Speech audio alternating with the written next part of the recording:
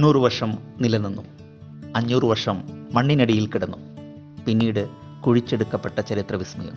അതാണ് നാളന്ദ. ബീഹാറിൻ്റെ തലസ്ഥാനമായ പാറ്റ്നയിൽ നിന്ന് 95 കിലോമീറ്റർ അകലെ നാളന്ദ ജില്ലയിൽ ചരിത്രപ്രസിദ്ധമായ രാജഗിറിന് സമീപമാണ് പുരാതന സർവകലാശാലയായ നാളന്ദ സ്ഥിതി ചെയ്യുന്നത്.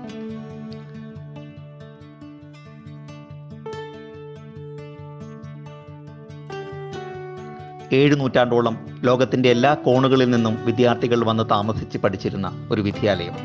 നൂറുകണക്കിന് കെട്ടിട സമുച്ചയങ്ങളിലായി 1000-ലേറെ അധ്യാപകരും 10,000-ലധികം വിദ്യാർത്ഥികളും ഗുരുകുല വ്യവസ്ഥയിൽ താമസിച്ചിരുന്ന മഹാപാഠശാല, അതെല്ലാമായിരുന്നു നാളന്ദ. ചൈനീസ് സഞ്ചാരികളായിരുന്ന ഹുയാൻസാങ്ങും ഈജിങ്ങും നാളന്ദയിലെ വിദ്യാർത്ഥികളായിരുന്നു. അവരുടെ വിവരണങ്ങളിൽ നിന്നുമാണ് നാളന്ദയെക്കുറിച്ചുള്ള കൂടുതൽ അറിവുകൾ നമുക്ക് ലഭിക്കുന്നത്. 5-ാം നൂറ്റാണ്ടിൽ ഗുപ്ത സാമ്രാജ്യത്തിന് കീഴിലാണ് നാളന്ദ സർവകലാശാല ജന്മമെടുക്കുന്നത്. ഗുപ്ത സാമ്രാജ്യത്തിലെ കുമാരഗുപ്തനാണ് ഇത് പണി കഴിപ്പിച്ചത്. 427 മുതൽ 1197 വരെയുള്ള 800 വർഷക്കാലത്തോളം നാളന്ദ സജീവമായിരുന്നു. ഒരു കവാടമുള്ളതും ഉയർന്ന മതിലുകൾ കെട്ടി വേർതിരിച്ചതുമായിരുന്നു സർവകലാശാലയുടെ പറമ്പ്. ആയിരക്കണക്കിന് ഗ്രന്ഥങ്ങളുണ്ടായിരുന്ന ഗ്രന്ഥശാല ഒരു 9 നില കെട്ടിടത്തിലായിരുന്നു നിലനിന്നിരുന്നത്. 12 വർഷത്തെ പാഠ്യപദ്ധതിയായിരുന്നു ഇവിടെ ഉണ്ടായിരുന്നത്. വിദ്യാഭ്യാസം തീർത്തും സൗജന്യമായിരുന്നു. ഗുരുശിഷ്യന്മാർ തമ്മിലുള്ള അനൗപചാരിക പഠന കേന്ദ്രങ്ങളായിരുന്നു നാളന്ദ. വിദ്യാർത്ഥികൾ ആശ്രമങ്ങളിൽ താമസിച്ച് അധ്യാപകരിൽ നിന്ന് നേരിട്ട് പഠിച്ചു.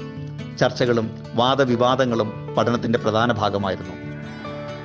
ഗണിതശാസ്ത്രം, ജ്യോതിഷം, വൈദ്യശാസ്ത്രം, തത്വശാസ്ത്രം, ഭാഷകൾ, കലകൾ തുടങ്ങി വിവിധ വിഷയങ്ങൾ പഠിപ്പിച്ചിരുന്നു. നാളന്ദയിൽ ഒരു കാലത്ത് പ്രധാന അധ്യാപകനായിരുന്നു ശീലഭദ്രൻ. പാണ്ഡിത്യം മൂലം തെക്കുകിഴക്ക് ഏഷ്യയിൽ മുഴുവൻ അദ്ദേഹം പ്രശസ്തനായിരുന്നു. നാഗാർജുന, ആര്യദേവ, അതിശ, ബുദ്ധഗുഹ്യ തുടങ്ങിയ പണ്ഡിതരും നാളന്ദയിലുണ്ടായിരുന്നു. ഭാരതീയ ഗണിതശാസ്ത്രജ്ഞനായ ആര്യഭടൻ നാളന്ദയിൽ പഠിച്ചിരുന്നു. 1197 മുഹമ്മദ് ബിൻ ബക്തിയാർ ഖിൽജി നാളന്ദ സർവകലാശാല സമുച്ചയം ആക്രമിച്ച് കീഴടക്കുകയും തീവച്ച് നശിപ്പിക്കുകയും ചെയ്തു. അങ്ങനെ ഈ ബൃഹത്തായ നിർമ്മിതി ഒരു തെളിവ് പോലും അവശേഷിപ്പിക്കാതെ നൂറ്റാണ്ടുകളോളം മണ്ണിലാണ്ട് കിടന്നു. 1864 നാളന്ദ ഉത്ഖനനങ്ങൾ തുടങ്ങി. വർഷങ്ങൾ കടന്നുപോയിരിക്കുന്നു. ഇന്ന് നാളന്ദ ലോക ഹെറിറ്റേജ് സൈറ്റുകളിൽ ഒന്നാണ്.